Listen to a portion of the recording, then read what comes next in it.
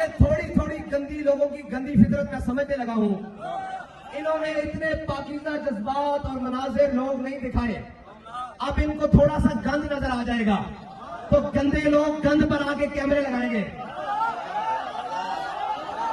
2 minute लगेंगे। एक होने वाली जगह पर आपने सारा गंद जमा करना है और ऊपर एक चार्ट लटका देना है कि अपनी फितरत के मुताबिक आने वालों को यहां खुशामदीद कहते हैं। आपने तमाम जो कूड़ा करकट है, जिनकी खुराक है, क्योंकि गंदे की फितरत गंदी होती है, मैं इनको बड़े अच्छे तरीके से जानता हूं। इन्होंने गंद पर ही गिरना है, तो लिहाजा इनको ज्यादा दौड़ने लंबे की तकलीफ ना हो, सीधा वहीं जाकर गिरे। दिल तो मेरा और करता है कि इन सब के ऊपर नाम लिखवाऊं कि इसकी जगह ये है, तो बड़ा ज्यादा गंद हो वहां पे बड़े जाने के जनाब नाम लिखवाऊं, जो कहता है मेरी रेटिंग ज्यादा है।